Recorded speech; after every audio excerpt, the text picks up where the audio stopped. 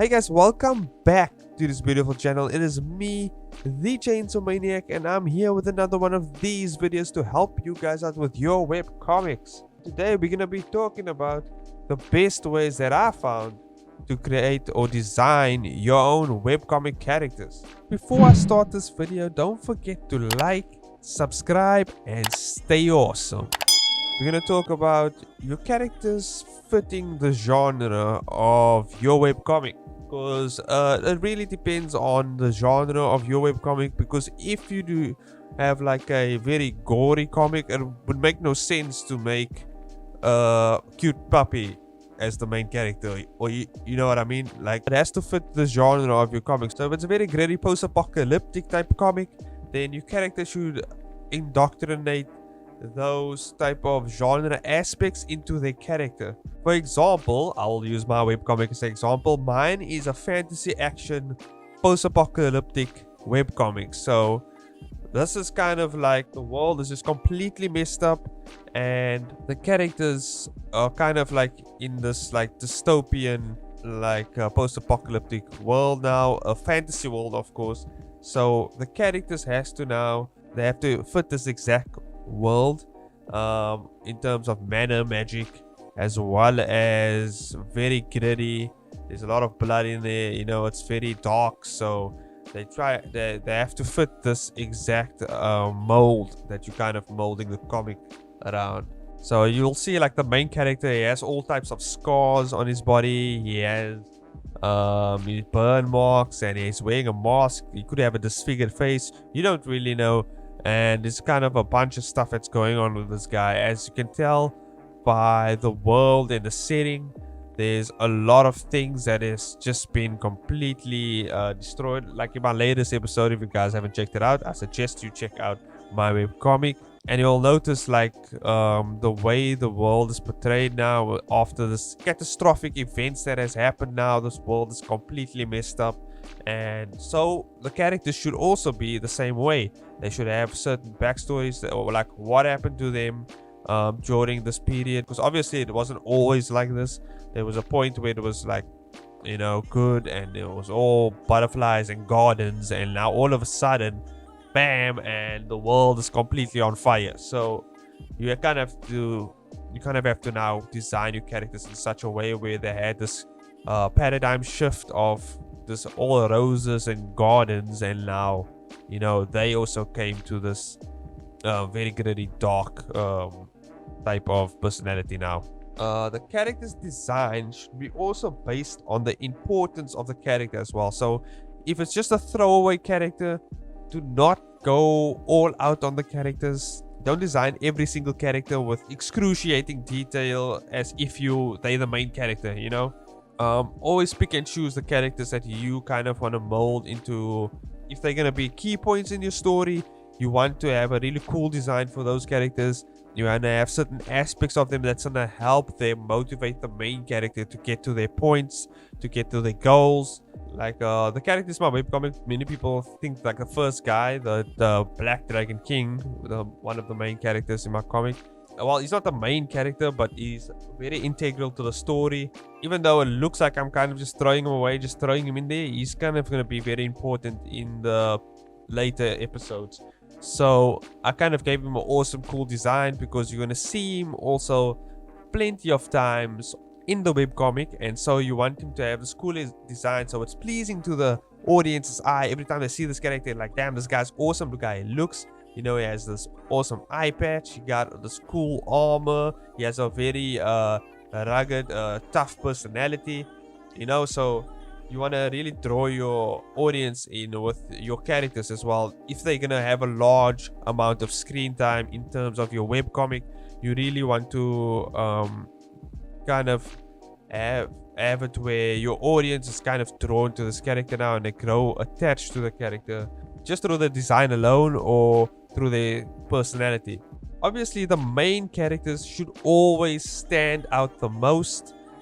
Don't make your main characters pretty bland and then make really awesome characters around them. You could also make them stand out in the sense of all the other characters are very exciting, and they have all types of crazy personalities and all types of cool equipment. The main character can be a very boring character.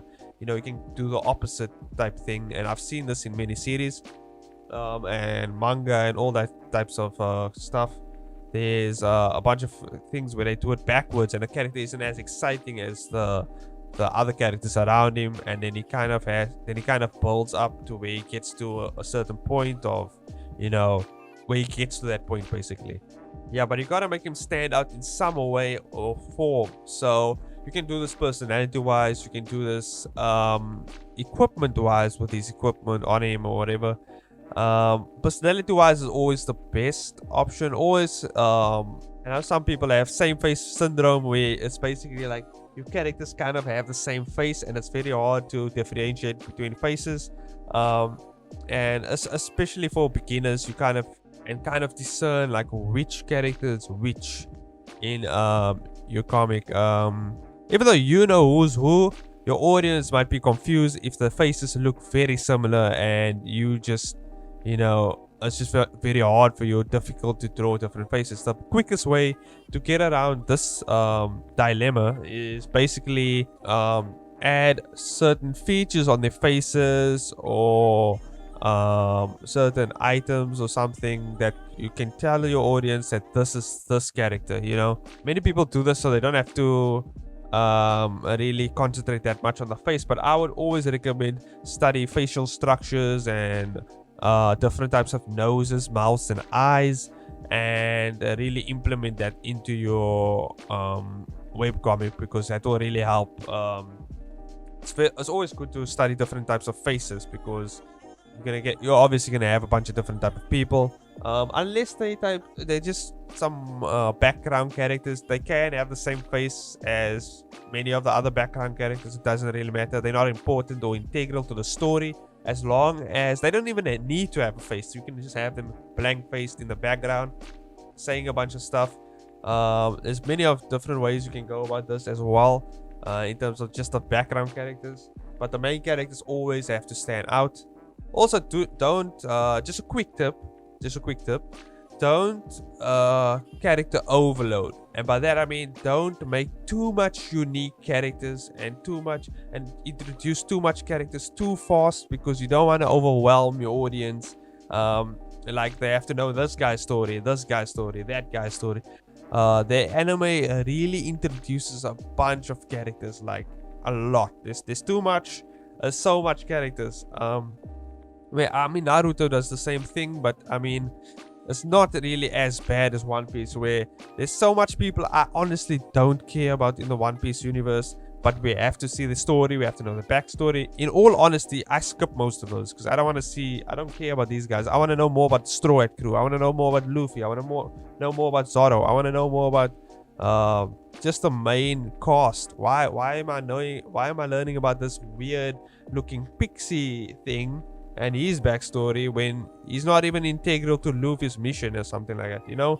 So it's like, be very selective of what types of characters you want to stand out more, and the quantity of characters that you want to push out, because at the time basically, because you can push out a bunch of characters, but as long as you establish all of them in their own time, in their own space, because you don't want to kind of bring them, unless they are related to the main character in some way or form, you can kind of bring them in that way. But yeah, it's just don't add too much on your plate, because you're gonna regret it. Build your characters on their personalities. This is what you want to do. So if he's a very quiet guy, and let's go with a girl. I like going with girls. I have a very most female characters I've seen have very awesome sporadic personalities, the ones that I look at. So let's go with a woman who loves she likes a guy, but she doesn't know how to express herself, and at the same time she's also an assassin. Okay, how would you convey this in your character design? Obviously she would have a bunch of ninja clothes, you know, a bunch of shuriken or whatever, and I would honestly say make it to where her clothes look a bit more vulnerable, but at the same time she looks as fierce as a ninja warrior, you know. I didn't have the time to illustrate this, but I'm just kind of giving you an idea. Maybe you can figure it out in your mind. You guys are smart. Just use your imagination. She's a ninja chick. She looks kind of vulnerable in a sense, but she can kill you. You know, she has that type of vibe to her. And if you can convey that through your character designs, that you don't even need to say anything. You like, a personality doesn't even have to speak for her. Her character design will speak for herself. You know. I'm gonna see if I can give you an example of this type of character. Goku's a perfect example. We're gonna go with Goku. Look at Goku. Look at him. Just look at his character. Like, the way his face is formed, he's always smiling. He's always easygoing. He has that weird spiky hair. So you can tell he's a very energetic, very positive type of character. Whereas if you go with Vegeta, I mean, look at Vegeta. His brows are always down. He has this big forehead, so he can accentuate like his eyebrows, and like he has a scowl on his face. And he also has like a very straight, like his hair comes very straight up. And actually his hair shape, if you pay more attention, symbolizes like fire, kind of symbolizes some form of fire. So you can get the anger from him, like he has that rage, you know. He's very very stubborn, you can get that look from him. He's also a short type of guy, so you can get that short-tempered aesthetic from him. You see, so with Goku, he's a very, you know, a very jolly guy. You can kind of get that feel from him, from his face and all that types of stuff. But you see, with Vegeta is a perfect example, actually.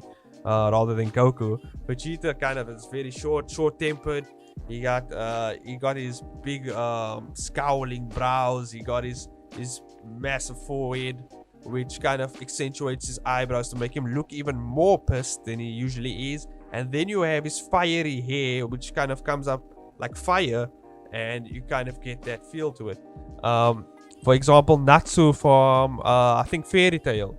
He has the same dragon aesthetic to him, where he's a dragon slayer, and you can tell by his fiery hair, and he also has some sort of dragon symbolism on him, the way he fights. You know, you can really break down the characters as well to see where the aesthetic lies. You can look at there's many characters you can really look at. You can see the type, and you can feel the type of character they are. So I would definitely recommend studying characters as well, the designs, the art styles and stuff like that. So you can add simple narratives to your character, where they speak a certain way, they say certain things, they use certain words, and you can kind of get a feel of what this character is like, as well as their mannerisms. And like if you're going for a mad scientist type of character, and you want to show his craziness, maybe he laughs a bit more maniacally, or he twitches his fingers, or his eye twitches, or, you know, it's many ways of displaying this. Now that's more of an animation aspect, but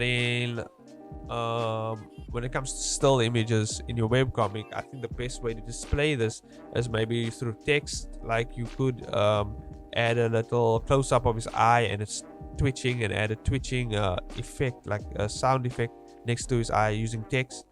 There's many other ways you can do this. There's many other ways to go about it.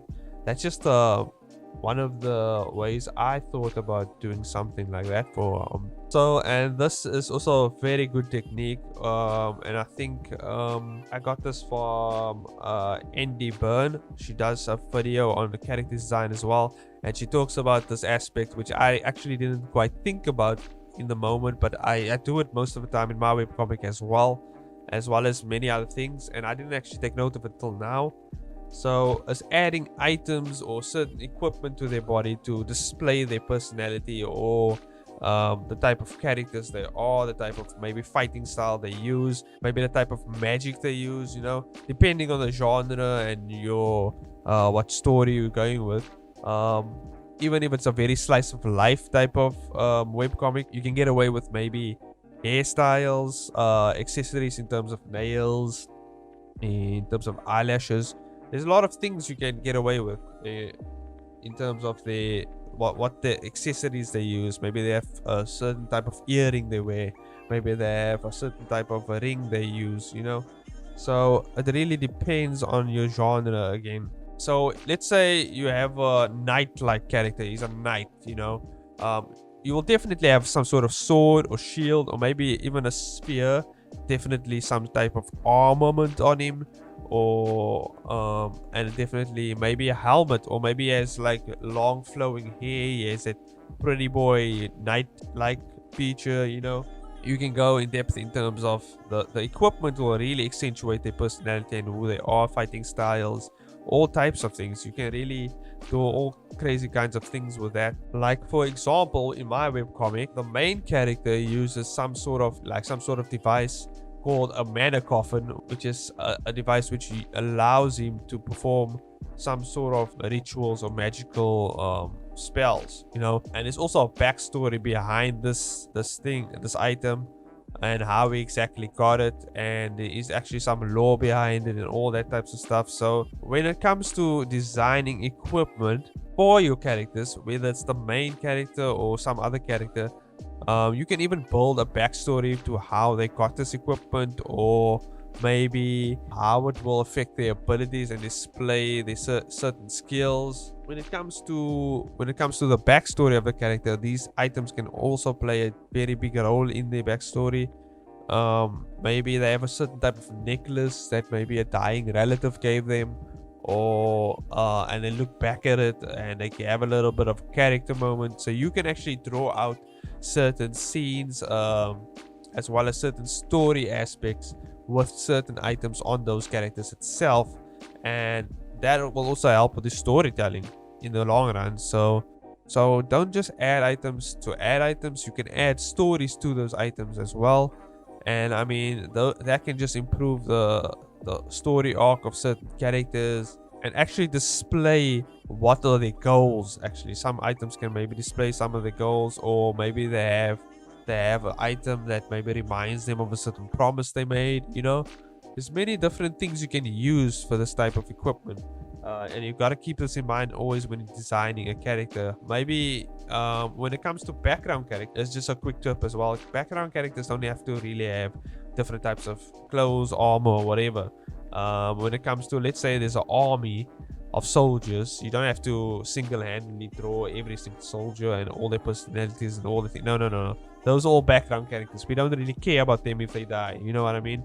They're kind of just throwaway characters. They are basically fodder. That's all they are. Don't waste your time on character that is going to be completely senseless to your story. You don't want to toss in a bunch of things that just going to give you more work, and it's going to have no meaning to the story as well. So that's it for this video, guys. I will be streaming this Sunday, and maybe you guys can ask me questions on the topic we just discussed.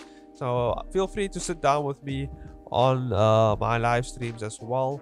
I do content like this every Thursdays and Tuesdays, as well as live streams every Sundays. At least I try to. I kind of missed a Sunday, but you know, life happens, and that's what happens.